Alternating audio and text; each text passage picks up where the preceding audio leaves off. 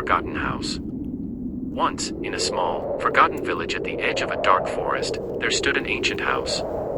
The villagers whispered about it, warning their children to never go near it, for they said it was cursed. The house had been abandoned for years, and no one had seen anyone come or go in a long time. But there was always something off about it, a sense that the house was never truly empty. One evening, a young man named Thomas, new to the village, overheard the locals speaking about the house. He was curious. He had grown tired of the mundane life of the village and wanted to see for himself. The rumors, he thought, were just that, rumors. With his heart pounding in excitement, Thomas decided to visit the house at midnight. He walked through the foggy streets, the only sound being the crunch of leaves beneath his boots.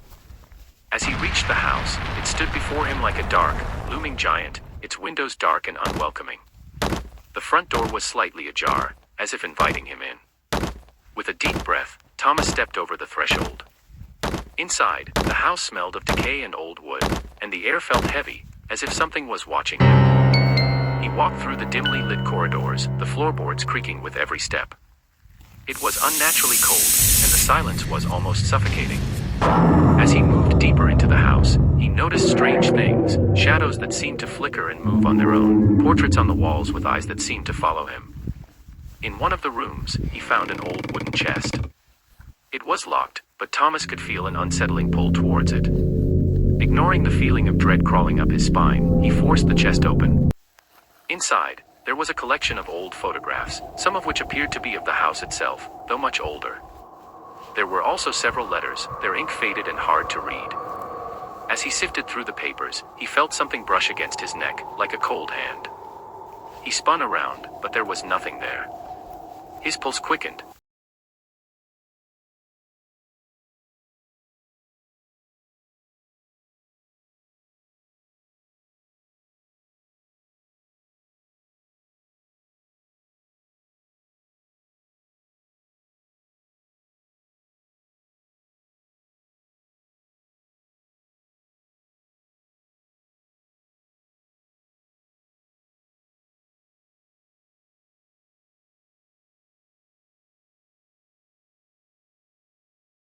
Seemed to stretch and move towards him. Terrified, Thomas ran towards the front door, but it slammed shut before he could reach it. Panic set in as he tried to open it, but it wouldn't budge. His heart raced as he turned around, finding the room now completely different. The walls were lined with dark figures, human-like shapes, but their faces were twisted and distorted, their eyes hollow. The whispering voices filled the air, echoing from every corner of the house. "You're one of us now. You will never leave." Thomas stumbled backward, his mind racing as he searched for a way out. But no matter where he turned, the shadows seemed to follow him, their whispers growing louder.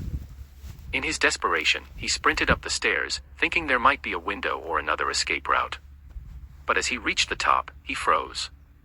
At the end of the hallway stood a figure, a woman, pale and dressed in tattered clothes. Her face was a horrific mask of decay, her eyes hollow and lifeless. "You should not have come," she whispered, her voice like a death rattle. Suddenly, everything went cold, and the floor beneath his feet seemed to give way. Thomas fell through the floor, plummeting into darkness. When he landed, he found himself in a cold, damp cellar. The walls were covered with strange symbols, and the air was thick with the smell of decay. He could hear the soft sound of scratching, like nails against stone. In the dim light, Thomas saw something moving in the shadows. It was too dark to see clearly, but it was getting closer. A cold hand grabbed his shoulder from behind, and he screamed, but no sound escaped his lips.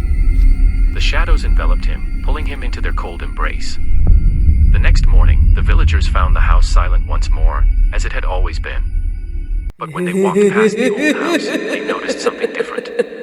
In one of the windows, there was a new face, a pale, hollow-eyed face, staring out into the village, forever trapped in the forgotten house.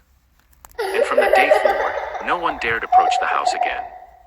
But sometimes, when the wind howled through the forest at night, the villagers could hear the faint whisper of a name, drifting through the air. "Thomas, join us."